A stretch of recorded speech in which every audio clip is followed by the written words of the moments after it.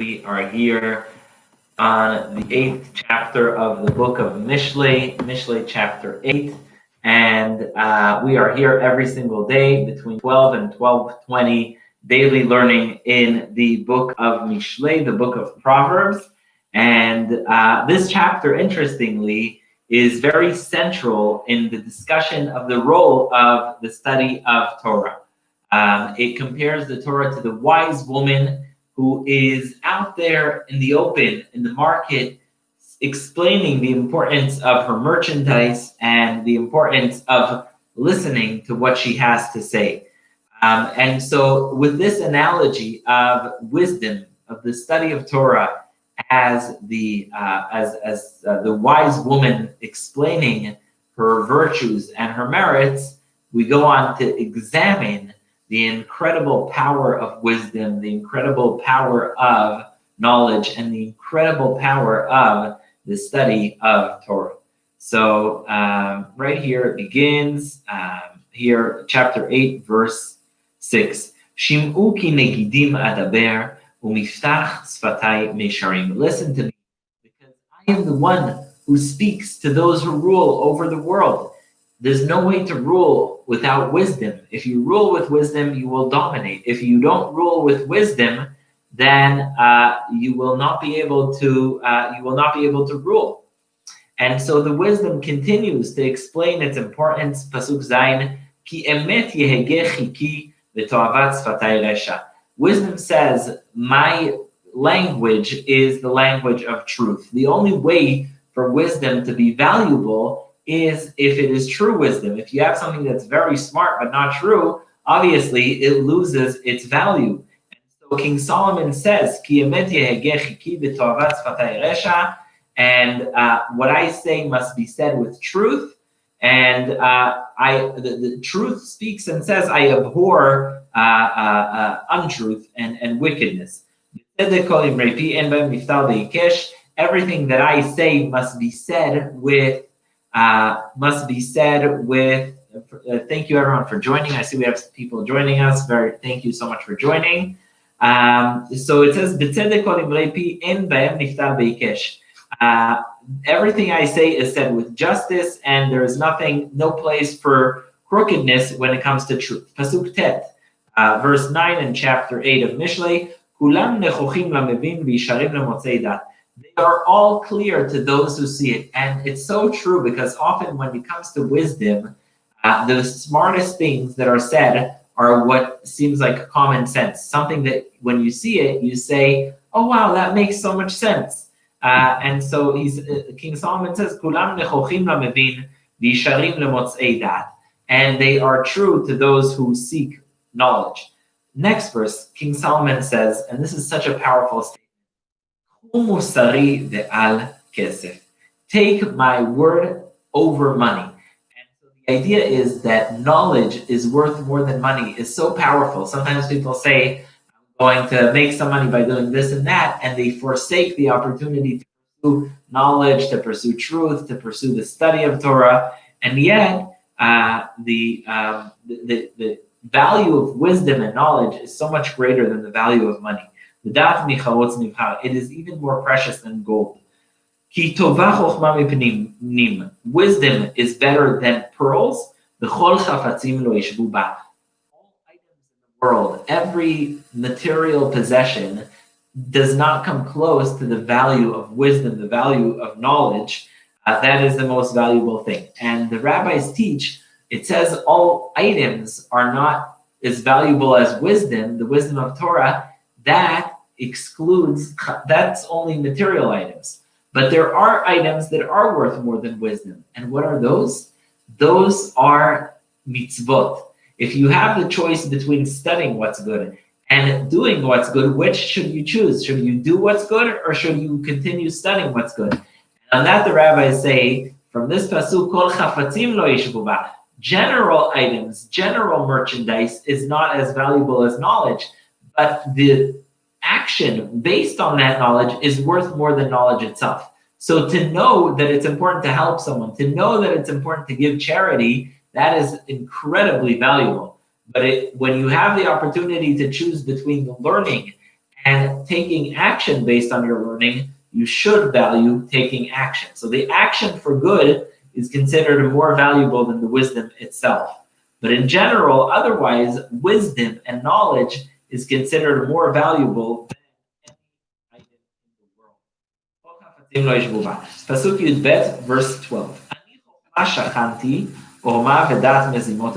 Wisdom is something that is often leads you to sophistication, and it leads you to knowledge of discernment. You're able to tell what's true, what's not. Verse 13,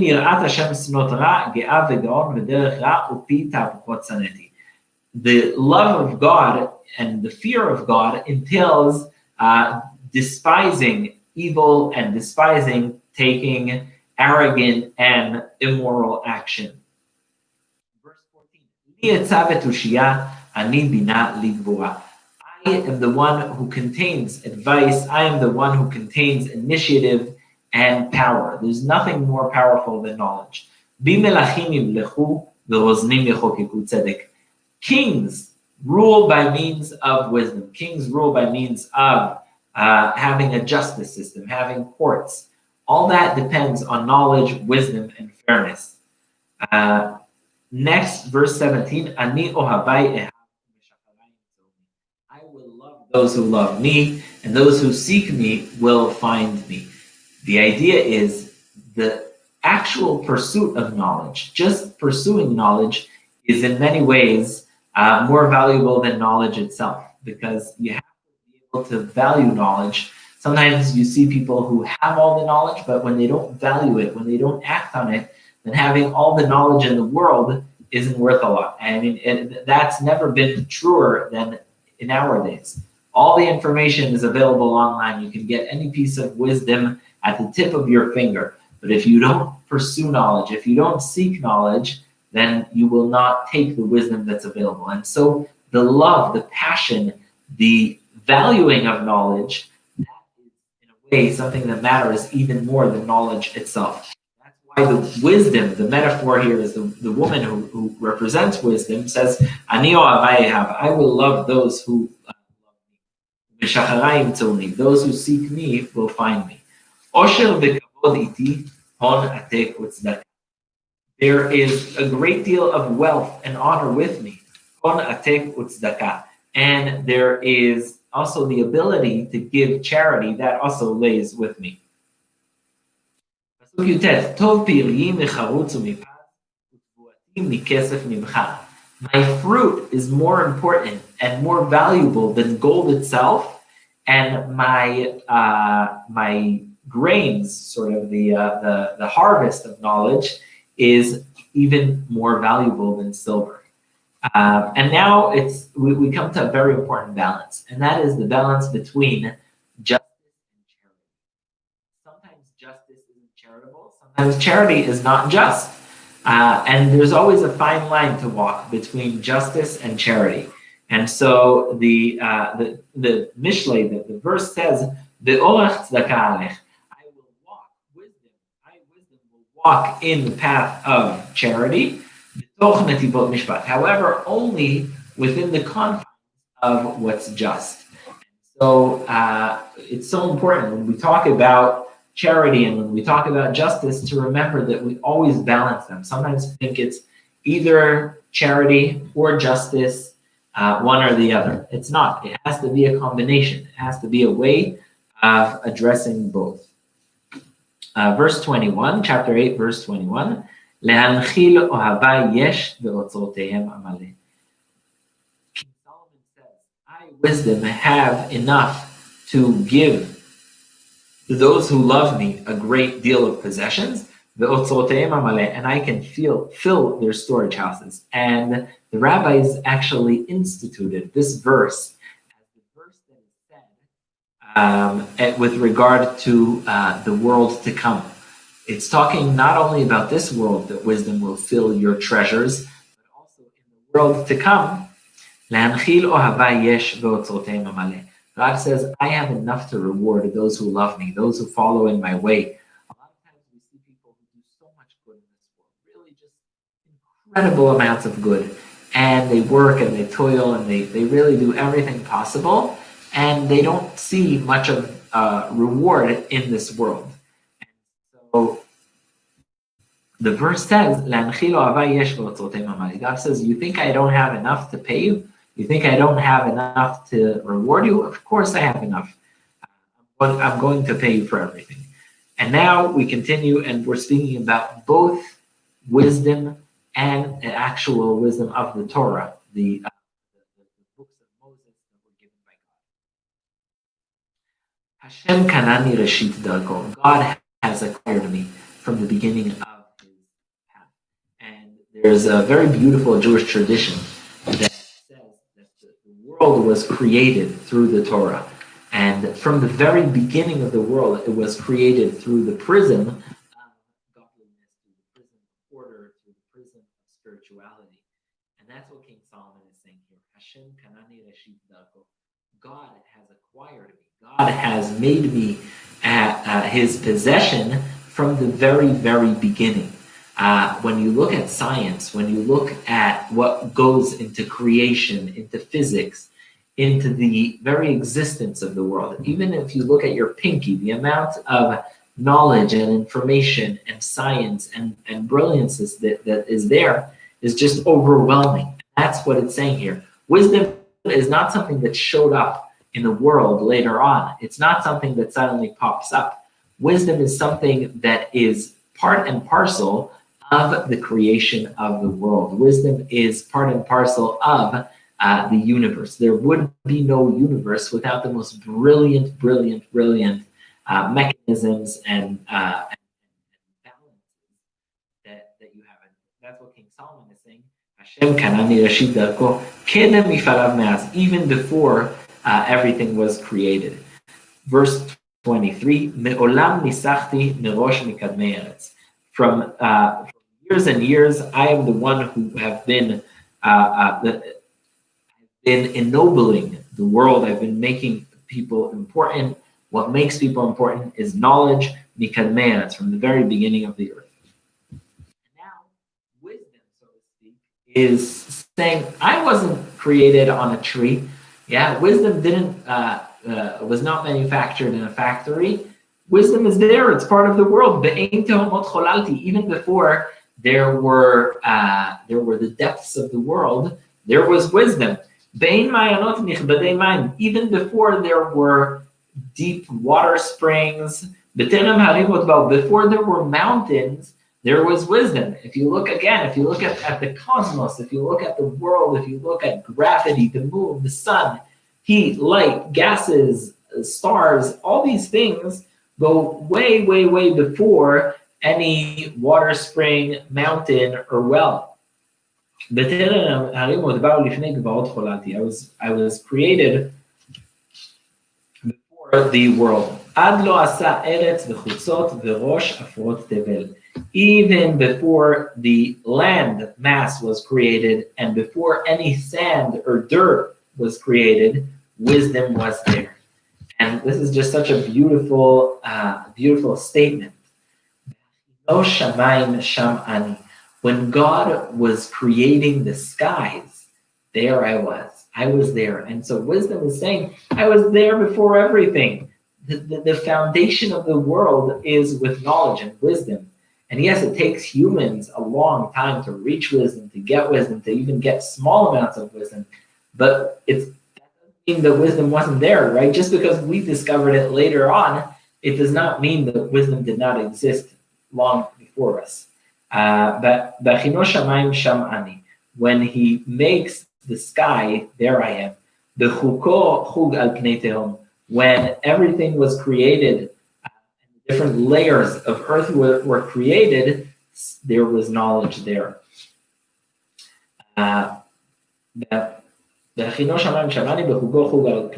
Verse 28. When God crafted the skies above, there was wisdom, there was method, there was brilliance, there was genius. And when the very depths of the earth were created, then the world was still there. when God created the oceans so that they don't wash over earth, then too, that was obviously done with brilliance. The chukomos de'eretz, when God made sure that the foundations of the earth are there, then also that was done with tremendous brilliance. I mean, if you think about all the talk about climate change and rising sea levels, it could have been different, right? We shouldn't take for granted that Earth is not covered with water. We shouldn't be like, oh, that's an obvious thing. No, that was done with thought, with wisdom, and to make sure, to make sure that the water doesn't wash over the shore, that takes wisdom. The chukomos de'eretz, when God established the very foundations of earth, that was done with wisdom. Verse 30. This is such a beautiful verse that is cited by the rabbis as one of the most beautiful things about the Torah. I was like a child, like an adopted child. Like a child is taken by the person raising them, so is the Torah with God. The Torah is the most precious and most cherished thing God has. God, so to speak, entertains himself and plays with the Torah. Just like a parent plays with a baby, so too God plays with the Torah. It is God's most beloved and precious possession. The